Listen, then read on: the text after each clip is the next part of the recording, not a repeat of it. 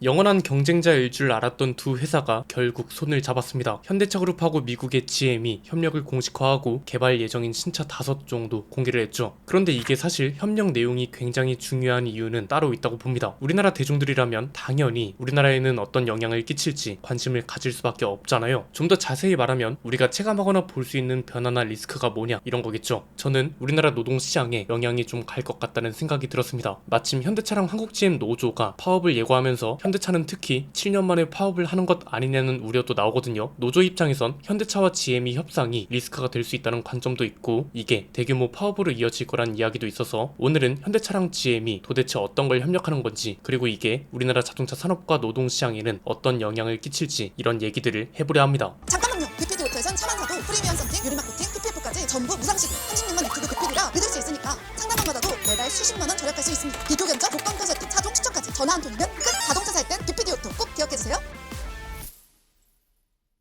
일단 이번 현대차와 GM이 협력 내용이 정확히 뭔지 파악할 필요가 있습니다. 간단합니다. 5개 차종을 공동 개발한다는 게 포인트고요. 중남미 시장을 위한 소형 승용차, 소형 SUV, 소형 픽업트럭, 중형 픽업트럭 4종, 그리고 북미 시장을 위한 전기 상용 밴 1종이 대표적입니다. 중남미 전용 차종들은 내연기관하고 하이브리드 파워트레인을 병행하고요. 북미 전용 모델은 미국 현지 생산을 목표로 2028년 전후 순차 출시를 예고했습니다. 그럼 이걸 왜 하필 두 회사가 같이 하는 거냐? 간단합니다. 서로 잘하는 걸 중심으로 부족한 걸 보완하는 거라고 보시면 됩니다. 구분해서 보면 쉽습니다. 누가 뭘 주도하는지를 보면 되는데요. 현대차가 주도하는 건 뭐냐? 소형차 쪽과 전기밴 플랫폼을 주도합니다. 반대로 GM은 중형 트럭 플랫폼을 주도합니다. 즉 각자가 잘하는 걸 주도하면서 상대한테 필요한 걸 지원해 준다는 거죠. 플랫폼이나 파워트레인은 공유하지만 디자인이나 인테리어는 브랜드별로 차별화하는 걸로 전해졌고요. 여기에 이제 차량 개발뿐만 아니라 부품이나 소재, 물류를 비롯한 부가적인 것들도 미국에서 대부분이 해결된다고 합니다. 이건 뒤에서 살펴보겠지만 관세 문제 같은 것들에도 좋은 영향을 주겠죠. 그럼 이 협력이 우리나라 소비자들한테는 왜 좋은 거냐? 이건 대부분 단기적인 것보다 중장기적으로 장점이 존재한다 보시면 됩니다. 간단하게 살펴보면 첫 번째는 가격 폭등 가능성을 낮춘다는 겁니다. 너무 당연한 논리죠. 공동 플랫폼을 비롯한 공동 개발로 시작 단가를 낮출 수 있고요. 이게 아주 장기적으로 보면 국내 판매 모델에도 간접적으로 영향을 줄 수 있다고 보는 거죠. 다만 이건 구분이 필요한 게 4천만 원 하던 차가 갑자기 2천만 원이 되는 기저귀 가격이나 개념이 아니라 앞으로의 가격 상승을 억제한다는 개념으로 이해하시는 게 좋습니다. 두 번째는 차종 라인업이 늘어나고 품질과 완성도가 나아질 거란 기대인데 우리나라 시장을 기준으로 본다면 GM이 중형 픽업트럭 개발 노하우 같은 게 현대차한테 도움이 된다면 타스만 후속 모델 같은 것들이 더욱 완성도 높게 나올 가능성도 커지는 거고요. PV5나 카니발을 비롯한 미니밴 쪽 상품성도 좋아질 가능성이 커지는 겁니다. 반대로 GM한테는 현대차의 소형차나 전기차 역량이 도움을 줄 수도 있는 거고요. 세 번째는 AS나 부품 수급 안정성이 좋아질 수 있다는 겁니다. 두 회사가 글로벌 공급망을 같이 넓혀주게 되면 부품 수급 쇼크 같은 영향이 비교적 적어질 가능성이 큽니다. 그럼 요즘 특히나 민감한 미국 시장에선 뭐가 좋냐? 현대차 입장에서 보면 이것도 세 가지 정도인데요. 첫 번째는 원가를 절감하고 개발 리스크를 분산시킬 수 있다는 게 큽니다. 뭐 이건 가장 기본적이면서도 당연한 건데 두 회사가 같이 개발을 해서 플랫폼하고 부품도 공유하면 개발 비용도 비교적 낮아질 거고요. 개발 속도는 그만큼 더 빨라질 거니까 시장 변화에 대응하는 것도 그만큼 더 빨라지겠죠. 어떤 플랫폼을 하나 개발하면 그만큼 더 많은 차종에 적용을 할 수 있으니까 개발 비용을 환수하는 것도 조금 더 빠를 거고요. 두 번째는 중남미 시장은 특히 중국계 회사의 저가 공세를 방어할 수 있다는 것도 큽니다. 소형차나 하이브리드 차를 합리적인 가격으로 빠르게 공급하게 되면 라틴 권역 점유율을 지킬 수 있으니까요. 세 번째는 미국의 관세 정책이나 글로벌 환경 규제에 대응하기 좋아진다. 이 정도로 정리할 수 있습니다. 근데 이런 건 사실 회사 입장에서 좋은 거지 소비자들이 체감하기 쉬운 것들은 아니잖아요. 일각에선 한국 시장에서 쉐보레 같은 차들을 더 저렴하게 구매할 수 있는 거냐는 말도 나오는데 이게 아예 틀린 전제는 아니거든요. 그런데 그렇다고 해서 당장 이렇게 되는 건 어렵다고 보는 게 맞을 것 같습니다. 왜냐면 앞에서 말씀드린 것처럼 이 협력의 첫 번째 목표는 한국 시장이 아닌 중남미와 북미 시장인 거잖아요. 이미 미국산 수입차는 한국에 들어와도 관세는 0%이기 때문에 당장 가격이 확 내려간다고 기대하기는 어렵고요. 다만 한국 GM에서 여지를 하나 남겨두긴 했습니다. 국내에서 생산할 신차 배정을 논의 중이라는 이야기가 나온 건데 이게 이제 우리나라 노동시장 문제와 연결되는 겁니다. 왜냐면 지금 마침 현대차랑 한국 GM 모두 임단협과 파업이 예고되어 있는 상태입니다. 현대차 노조는 다음 달에 파업을 불사하게 해야겠다는 입장까지 나왔습니다. 뭐 때문인가 봤더니 아예 다음 달에 쟁의 행위에 돌입하고 추석 전 의견 접근을 골자로 하는 협상 가이드라인이 정해진 상황이라고 하고요. 노조 일부에서는 협상력을 높이려고 실력 행사가 불가피하다는 주장까지 나오고 있다고 합니다. 그리고 지난 13일에 임단협 교섭이 결렬되었다고 선언하고 중앙노동위원회에 쟁의 행위 조정을 신청했는데 이건 무슨 말이냐? 조업 중지 결정이 내려지면 파업 찬반 투표를 진행하고 찬성이 조합원이 절반을 넘으면 합법적 파업을 할 수 있게 된다는 거죠. 그래서 지금 현대차는 특히 7년 만에 무분기 타결이 깨지는 것 아니냐는 관측도 나오고 있습니다. 한국GM은 어떤 상황이냐? 중앙쟁의대책위원회를 소집하고 교섭과 투쟁 계획에 대한 의견을 논의할 예정이라고 합니다. 지금 한국GM은 특히나 상황이 안 좋은 게 2028년에 굉장히 중요합니다. 왜냐면 산업은행 투자 협약 종료가 2028년으로 예정되어 있고 이게 하필 이번 현대차와의 협력 시점하고 겹치면서 한국GM이 국내에서 철수하는 것 아니냐 하는 설도 다시 부상하고 있는 상황입니다. 물론 앞에서 말씀드린 것처럼 협력 내용 자체는 중남미 수출이 목적이기 때문에 저도 개인적으로 큰 영향이 없을 거라고 보는 입장이긴 합니다. 그런데 산업은행 투자 협약 종료도 예정되어 있고 현대차랑 공동 개발을 하면 GM 입장에선 미국이나 멕시코 공장 같은 곳에서 생산해도 충분하다고 생각할 수 있기 때문에 철수설하고 겹치는 거죠. 노조 지도부라면 이걸 당연히 비상 상황으로 받아들여야 하는 거고 실제로도 노조 입장에서 리스크가 될 만한 게 꽤 많습니다. 크게 세 가지인데요. 첫 번째는 현대차와 GM 모두 생산 거점 옵션 자체가 커졌다는 겁니다. 쉽게 말해서 한국에서 생산해야 하는 명분이 줄어들면서 노조의 입지도 줄어들 수밖에 없다는 거죠. 왜냐면 당장 앞에서 본 공동 개발 예정인 차종 5개가 중남미랑 북미를 위한 차종이라면서요. 트레일블레이저 같은 차들처럼 한국에서 판매되는 차라면 한국에서도 생산하고 이렇게 되면 국내 생산 물량이 보전되어야 한다는 전제가 생깁니다. 그런데 공동 개발 차종들 모두 북미 현지 생산이 목표고 한국 생산 전제가 없는 상황입니다. 회사 입장에선 한국 공장은 고려 대상이 아니고 혹시나 한국이 고려 대상이라 해도 한국이 안 되면 미국에서 생산하면 된다는 대체 카드가 생기는 거죠. 장기적으로 이건 파업이나 임나릅 리스크를 우회할 수 있는 수단이 되기도 하는 겁니다. 두 번째는 공장 자동화 그리고 여기에 더해서 생산 유연성이 커진다는 것도 한몫합니다. 쉽게 말하면 노조 파업 리스크 같은 게 계속 누적된다. 회사 입장에선 우회가 더 쉬워진다는 거죠. 이게 단순히 해외 생산 기지를 늘리겠다, 글로벌 시장 경쟁력을 강화하겠다 이런 것만 있는 게 아니라 굉장히 다양한 카드를 쓸 수 있게 됩니다. 예컨대 어떤 차가 있었는데 국내 생산 계약이 종료돼서 더 이상 생산을 안 하는 차래요. 이렇게 되면 이 차는 노조와 협의가 있어야 한다는 조항이 있어도 해외에서 생산해서 국내에 판매할 수 있는 근거가 생긴 겁니다. 왜냐면 역수입 금지 원칙에 해당하지 않는 사례거든요. 실제로 사례가 있죠. 소나타 택시를 역수입할 때 이 당시 사측에선 국내 생산이 이미 단종됐잖아, 이건 단협 위반이 아니야 이렇게 주장을 했고 노조는 단종차도 역수입을 금지하도록 해야 한다고 이러면서 맞섰거든요. 한국GM도 이런 사례가 생길 수 있는 거죠. 예컨대 트레일블레이저나 트랙스를 한국에서 생산하다가 계약이 종료되면서 한국 생산도 중단됐어요. 몇 개월 지나서 미국이나 다른 나라 공장에서 생산해서 한국에 판매해도 역수입 금지 원칙에 해당하지 않는다는 논리로 정당화할 수 있게 되는 겁니다. 만약 이것도 강력한 반발 때문에 막힌다? 그럼 이제 서로가 브랜드를 활용할 수도 있게 됩니다. 공동 개발한 차가 있다. 그런데 현대차로는 팔 수가 없다. 그럼 부득이하게 GM 브랜드로 들어오게 하는 방식인 거죠. 물론 이게 쉬운 일은 아닙니다. 제품이나 가격 전략 같은 것도 짜야 되고 그룹끼리 서로 이해관계를 조율해야 하기도 하지만 둘 중 하나가 직접 역수입 이슈를 피해야 하는 게 큰 상황이라면 실무상 가장 깔끔한 우회 카드가 된다는 거죠. 세 번째는 여론 악화인데 이게 사실 노조 입지를 생각했을 때 가장 중요한 문제이기도 합니다. 가뜩이나 여론이 좋지 못합니다. 항상 이야기했던 선거와 임단협 근거를 데이터화하고 이걸 협상수단으로 써야 한다는 해결책을 지금 당장 실천한다 해도 노조에 대한 여론이 좋게 바뀔 가능성이 매우 낮은 상황입니다. 그런데 지금은 또 뭐가 겹쳐있다? 관세와 같은 정치적 리스크에 이에 따른 생산 단가 상승 이슈가 크고 그리고 이건 소비자들한테도 직접적으로 영향을 주는 문제입니다. 즉 지금 당장 개선을 실천해도 모자란 상황에 정치와 무역 관계도 굉장히 예민한 상황인데 이 와중에 기존과 똑같은 방식으로 임단협을 강행해요. 이마저도 잘 안 돼서 예고한 대로 파업까지 간다면 여론은 당연히 바닥을 칠 수밖에 없는 거죠. 이걸 아주 단순하게 생각하는 사람들은 댓글에서 너네들도 노동자면서 왜 노조를 욕하냐? 부러워서 그런가 보네. 그렇게 부러우면 너네도 현대차 노조 가입해라 이럴 겁니다. 아주 단순한 논리인 건데 대중들은 대부분 노조를 비판하는 것에서 멈추지 않고 노조가 어떻게 하면 긍정적인 여론을 만들어낼 수 있는지까지 생각을 해줍니다. 여기에 지금은 특히나 AI다 공장 자동화다 말이 많습니다. 생산직뿐만 아니라 사무직도 로봇이 대체하는 시대입니다. 즉 노조와 관련된 부정적 여론과 사건이 쌓일수록 노동시장 전체의 입지가 줄어드는 걸로 연결될 거고 그렇기 때문에 비판의 목소리가 나온다는 게 중요한 겁니다. 가뜩이나 지금은 산업 전환기입니다. 전기차와 인공지능과 같은 혁신적인 것들이 지배하는 세상이고, 인공지능은 이제 우리 삶에 공존하는 존재가 됐습니다. 노동의 가치를 높여야 하는 상황에 구시대적 협상과 접근 방식으로 노조와 노동자의 입지를 역으로 줄여버리고 있는 거죠. 자동차 노조를 넘어서 임단협을 비롯한 협상 테이블을 노동자한테 유리하게 끌고 갈 수 있는 방법은 간단합니다. 임단협의 핵심 교환 가치를 바꾸는 겁니다. 쉽게 말하자면 제가 그냥 개인적으로 느끼는 건 자동차 노조 관련 뉴스, 그 중에서도 협상 관련 논제는 어느 순간부터 주객이 전도된 느낌이 강합니다. 우리가 인식하는 것과 현실 사이의 괴리가 크기 때문에 발생한다고 보는데요. 쉽게 말하면 이런 겁니다. 우리가 보통 노동자 문제하면 저임금, 열악한 노동 환경, 산업재해 증가 이런 것들입니다. 그래서 최근에 정부에서도 산업재해에 대해 엄하게 다룬다고 했던 거고, 이것 때문에 포스코 ENC는 회장까지 나서서 사과를 했습니다. 그럼에도 아직 산업재해는 어딘가에서 발생하고 있습니다. 무슨 말이냐? 현대차를 비롯한 자동차 노조들은 협상 프레임을 임금부터 시작해버립니다. 여기에 이제 자녀 입학 졸업 축하금 같은 것들까지 언급이 되면서 정작 필요한 정년 연장이나 처우 개선 같은 건 여론상 뒤로 밀려버리는 거죠. 즉 저희가 항상 이야기했던 공장 가동률과 회사 성과의 연결, 불량률 감소, 생산 효율 증가 이런 숫자 데이터는 기본으로 깔고 가면서 이제는 협상의 프레임과 순서도 돈이 먼저 나와야 하는 시대가 아니란 거죠. 여론이 중요하다고 한 이유는 간단합니다. 이런 것들에 사람들이 공감하고 힘을 실어주면 회사도 자연스럽게 노조의 요구를 받아들일 수밖에 없습니다.